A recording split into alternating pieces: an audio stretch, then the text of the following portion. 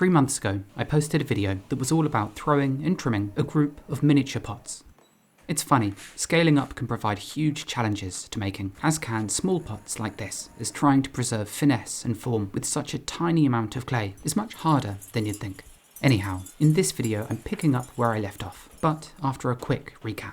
Essentially, I've always really liked creating these small pieces, especially when it comes to curating groups of pots to display them together, as a few small pieces here and there helps to accentuate the rest of the pots, both medium and large. There's also something just so precious and covetable about pots at this scale. It's also a real challenge to keep the same proportions between large and little. My other aim for these tiny pieces is to make even smaller pots to top the totems I create. These are somewhat sculptural arrangements of work, and I like how as the pots get taller, they get smaller, and thus if I create even tinier pots to put on the very top, it sort of exaggerates the effect of the tower appearing taller than it really is, as the pieces sort of disappear and become smaller the higher they get. Anyhow, making these was much more of a challenge than I expected, and I can't tell you how excited I am to unpack them from the kiln. Covered in glaze and even smaller, as of course these will shrink even further. This specific high iron stoneware shrinks about 12% from freshly thrown to reduction fired, and whilst that might not sound like an awful lot, it's always very surprising cracking open the kiln and discovering just how much shorter all the pots are. This is the lightest the pots will probably ever be, as the layer of glaze that eventually coats them will add a significant amount of weight, but I hope this gives you a good idea of just how light the pots are at this point. Now, I'm going to be really rushing through the throwing and trimming of these, but if you would like to watch a much more thoroughly detailed video about their creation, which goes over the difficulties of working with such minute lumps of clay, then I recommend clicking over onto the full version of that video, a link to which I'll leave on screen now and in the description below. In short, much of the throwing and trimming of these is an exercise in discipline, and I know you can say the exact same thing about throwing any type of pot at any scale, but when you're making pots that are so tiny, any small mistake you make has a much greater chance of simply destroying the entire piece. At the same time, centering can be really challenging, and throughout much of this process you sort of have to get used to using different parts of your hands to do jobs you may have done with other parts of your hands previously. The trimming itself is easier perhaps, as you aren't having to hold your hands in such awkward positions. Yet, at the same time, as the pots become lighter and lighter, they're distorted so much more easily with the tools themselves as you press them against the clay. So I found that I had to rely on the sharpest tools I had to do something like 95% of the shaping. And then towards the end, I would go over these surfaces with blunt tools to create flatter, burnished surfaces. Into 2 of these vases I inserted small chunks of bronze. These will turn into large metallic flecks on the pot, creating a decorative mark that can look something like this, but I won't know for certain until the pot's been fired. I also made 2 miniature lidded jars, which were perhaps the trickiest of the pots to create, as the lid itself is tiny and was incredibly finicky to finish to the level I wanted.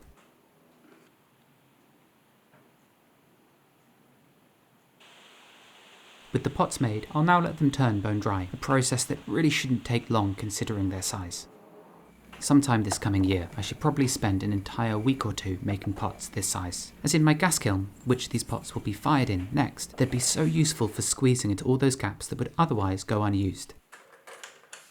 In this initial biscuit firing in my electric kiln, the pots are taken up to 1000 degrees Celsius, a process that changes clay into ceramic, which means they can no longer be dissolved in water, as the particles that make up the body have begun to fuse together. This also means that the pots themselves are slightly porous, which means when they're dipped in glaze, the body will absorb all the water the raw materials are mixed into, thus leaving a layer of those raw materials that make up the glaze on the outside of the pot. The next step is to wax the bottoms of these. This creates a wax resist the water in the glaze won't be able to pass through, and therefore it shouldn't adhere to the bottom of the piece. Although, as I tend to use relatively thick glazes, there's always a few drips and drabs that cling to the bottom, which I'll have to remove with a sponge later on. When tap centering, I often rely on the weight of the vessel to help keep it pinned down and in place, but with these, as they're so light, when they're tapped, they tend to just slide over the wheel top, so this was a slightly trickier process as compared to how it usually is.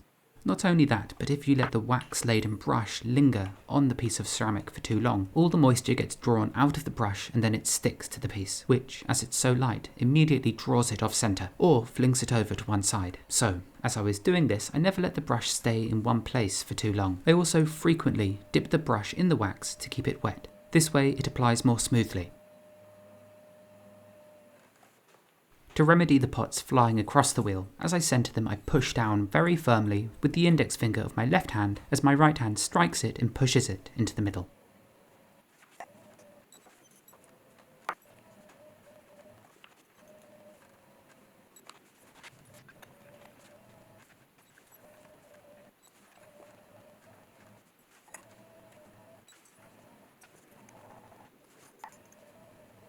And with that, I can move on to the glazing, which I think is going to be more troublesome than I expect. I'm thinking that as the walls are so thin, they'll only be able to draw in a small amount of water, and therefore only a meagre layer of glaze will adhere to them. In actuality, I need a certain thickness for this glaze to fire properly, and if it's too thin, the colour can look watery and patchy, and the layered crackling effect won't really occur. And so, in order to test this, I'm going to dip this small bowl initially and fire it, and if I'm not happy with the results, I'll glaze them in a different way. This is a different glaze. It's the mossy green that I often use, and this one can be applied in a thinner layer, so it should be quite safe to dip it with a pair of tongs like so and achieve a relatively even thickness covering it. The next step is to simply tidy up their surfaces, fettling over the tong marks and removing any thicker patches of glaze or raised drips that have settled. The idea is to create as flush and smooth a surface all the way around as I can, yet crucially, at the same time I don't want to make the glaze too thin anywhere, as whilst it's equally important the glaze is thick enough, thin spots simply create a different colour when the pot is fired, which ruins the uniformity of the surface. And lastly, and perhaps most importantly, the foot is tidied up. If there is any glaze left on the foot, it might stick the pot to the kiln shelf. Now, I make pots that are very clean and tidy, and they have a sharp, angular aesthetic. If I leave the glaze around the bottoms of these rough and poorly finished, it doesn't really reflect the aesthetic of the rest of the work. Whereas if I was making ceramics that were more obviously handmade, then that does grant you some artistic license to finish the bases of your pots with a similar aesthetic. You can be intentionally crude, yet it's still considered. I suppose the worst thing you can do with the foot of a pot is just leave it completely unthought about, and whether messy or highly finished, as long as it's done with some consideration, then I think it's acceptable. The next step is to place these pots into my Rohde KG-340 gas kiln, wherein they're reduction fired to cone 10 in a firing that lasts about 8.5 hours. It's now 2 days later and the tiny bowl can be unpacked. It's okay, but the glaze is a bit patchy in places, so I think I'm going to glaze the rest of these a bit more carefully and slowly in 2 stages instead of 1. It's really not terrible, but there are some areas where there's just more brown than green, and the glaze on the inside feels a bit patchy too. I think I'll actually re-glaze this piece on the inside and fire it a second time. As for the rest of the pots, I'm going to glaze them like this, first by dipping the outside, and then the following day, after the clay body has dried out again, I'll pour more glaze inside and then tip it out. After the pot is removed from the glaze, I rub it on the tabletop for a moment, just to remove what's left over on the foot. This might look like a slightly unusual method of glazing pottery, but with this specific glaze type it works really well, as the layer that's left on the outside is really neat and even. The issue is when you dip an entire pot in one go. When you lift it out of the glaze with a pair of tongs, the glaze that's inside the pot, as it pours out, inevitably dribbles back over the exterior surface. This can move the glaze around on the outside, creating an uneven layer of glaze, and as a result this creates the patchy effect I showed you on that finished bowl. So whilst this process of glazing the pots in 2 goes is longer and slower, it leaves me with more consistent results, which is ultimately more important. I glaze the lids in one go though, as they're much thicker components, and therefore a thicker layer of glaze sticks to them. If there are significant tong marks left on the pieces, I do tend to dab some extra glaze into them, but please bear in mind this is something you can only really do with certain glazes, as there are others that no matter how well you tidy over them will still show in the finished piece, whereas these felspathic crackle glazes really melt and fuse, hiding any marks left in the glaze at this stage. The shallow bowl shapes were much more difficult to glaze, as to begin with I had to fill the foot ring up, which had a very small opening. There was also very little to grip on the inside as I dipped this piece into the bucket. This made just holding onto it a challenge, and I very almost dropped it inside.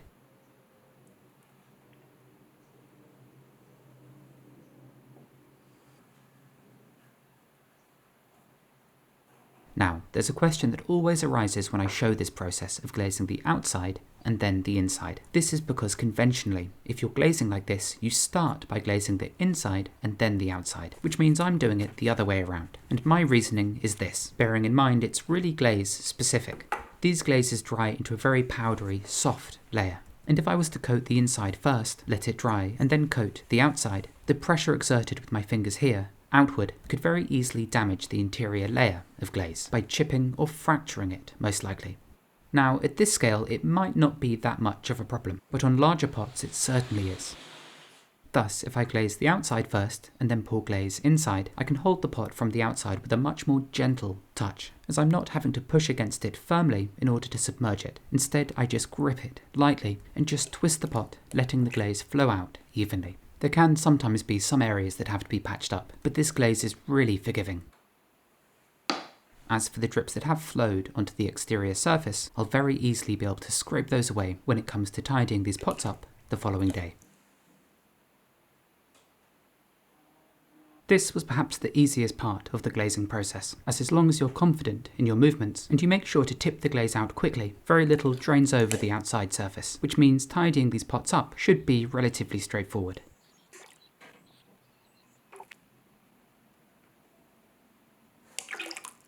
I placed these pots on a board above a heater, and in a few hours' time they were ready to tidy up.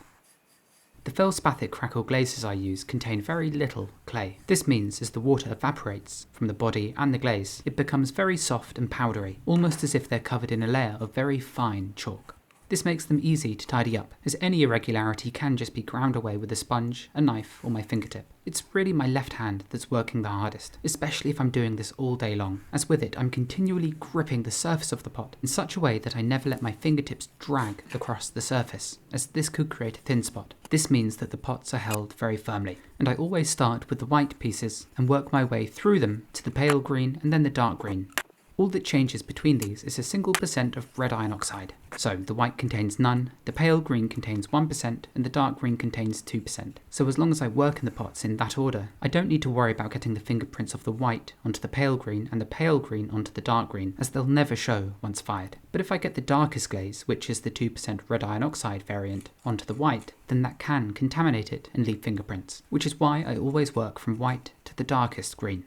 I also have a special sponge for the white glaze which I never use with those that contain the red iron oxide. This is because it's incredibly difficult to wash the red iron oxide out, as it's such a strong colourant. So instead, I just have a set of sponges which are specifically for the white glaze. Then there's another sponge for those that contain iron.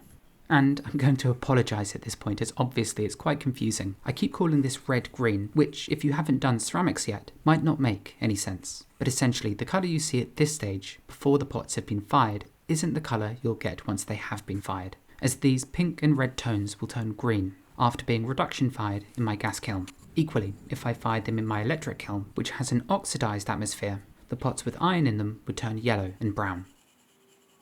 Both of the lids had quite a lot of excess glaze on the top of them, so I scraped this back until they were flush, and then I rubbed over this surface with my fingertip.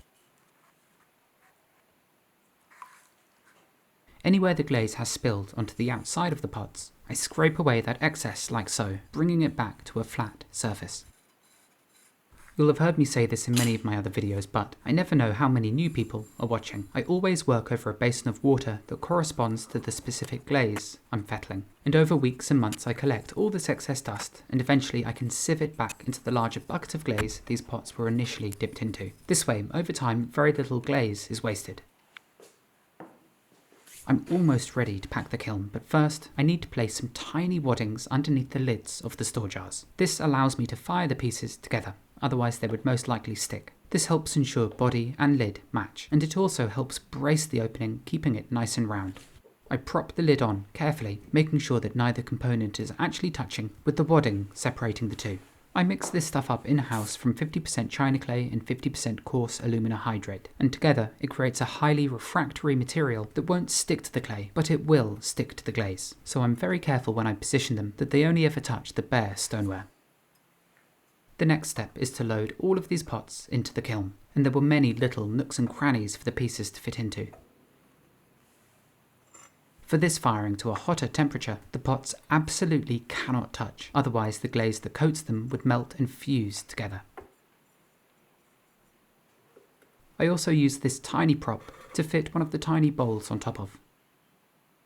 Unlike my electric kiln, this one is fueled with mains gas, and when reduction firing, it helps to pack as tightly as you can, as it makes achieving an even reduction atmosphere throughout the kiln easier. And with the kiln now fully packed, I'll come in very early the following morning to begin the firing.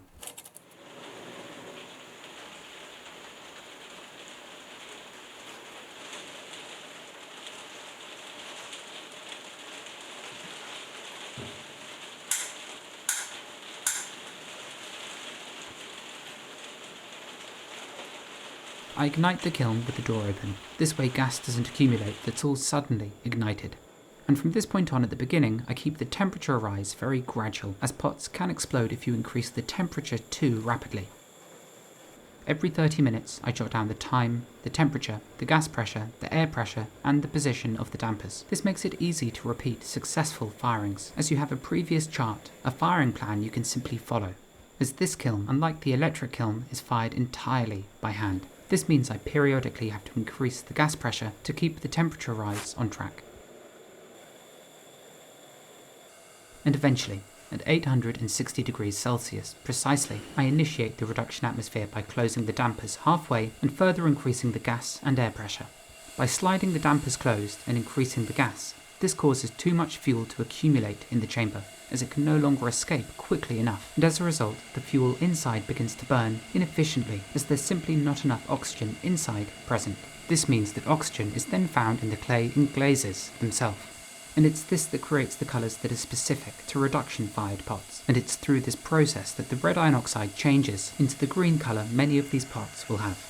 It's incredible how well insulated this kiln is, as despite being close to 1300 degrees Celsius, I can still quite comfortably rest my hand on the outside.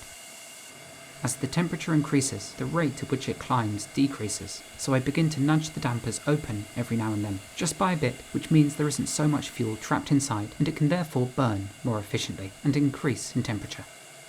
Towards the very end, I look through these spy holes in the kiln's door to see how the pyrometric cones are doing. These are tools made from very precisely formulated mixtures of materials, and whilst they start out standing upward, as they're exposed to certain temperatures for prolonged periods of time, they begin to melt and bend over. And inside this kiln there are two cone packs, as we call them, at the top and the bottom, containing cones 8, 9 and 10 that bend at different temperature ranges. And when I can see that cone 10 is just about fully bent over, I can switch the kiln off and call it a day. It's always a relief to complete a firing, but it's not quite over yet. The next thing I do is crash cool the kiln, which I do by fully opening the dampers and by taking the bungs out of the spy holes in the door. And from this point, I'll let the kiln crash cool back down to 1000 degrees Celsius, a step which helps to retain gloss, colour, and prevents too much crystallization from occurring in the glass. It's now about 2 days later, and the kiln is just about cool enough to unpack. Inevitably, inside, the bottom is always much cooler than the pots at the top. Heat rises, after all, so I tend to work my way from the bottom up.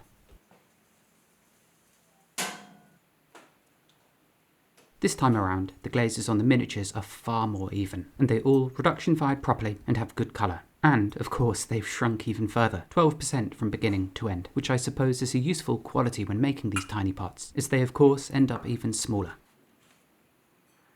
I thought there might be some crawling on the underside of the bowls where the glaze was thick inside the foot ring, but that didn't occur. In fact, every piece fired pretty much flawlessly, which is quite a rare thing to say. I adore this tiny blue bowl, although it has lost its angularity a touch, as the glaze that coats it is so thick, it's sort of padded out the angles and the indent at the top.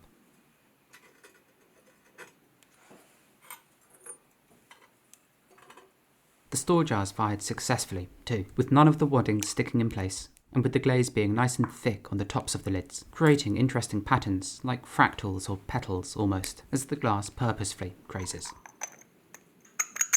The waddings themselves should come off easily, but sometimes they can stick in place a touch, as beads of iron melt out from the clay and sort of stick to them from behind. But in this instance they all came off easily.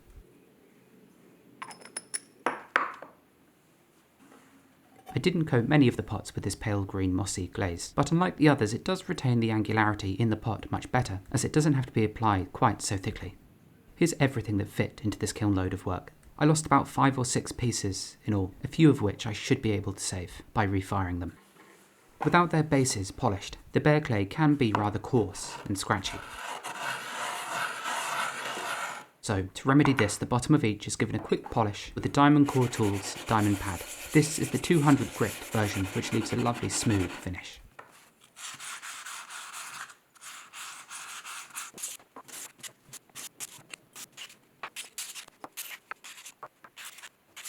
Then, for the lidded jars, to make the lids grind smoothly in place, I smeared some Chemico valve lapping paste in between them, and then ground the two parts together vigorously. This stuff is essentially carborundum suspended in gel, and it grinds away any coarse specks of stoneware and leaves you with a much smoother finish. It's relatively greasy stuff, so I wipe the worst off with tissue paper and then I wash them thoroughly in hot, soapy water to get the last of the residue off.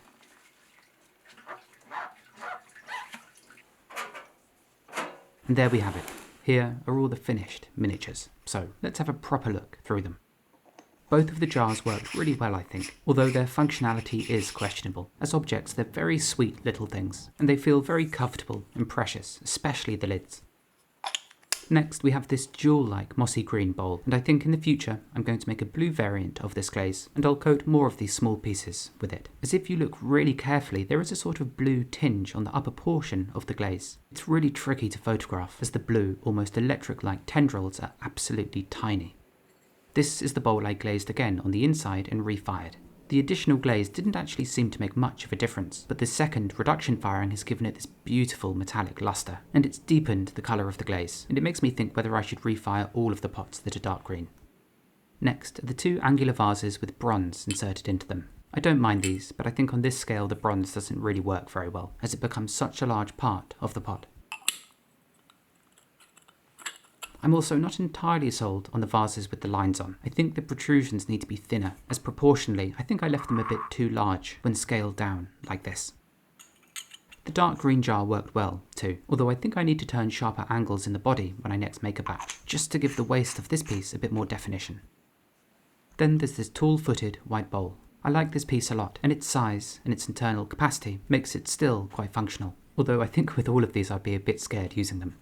I also coated one with a temaku, which, despite being applied quite thickly, still isn't behaving. It should look almost entirely black, and only turn this brown colour on the very edges, so I'm not entirely sure what's going on with it.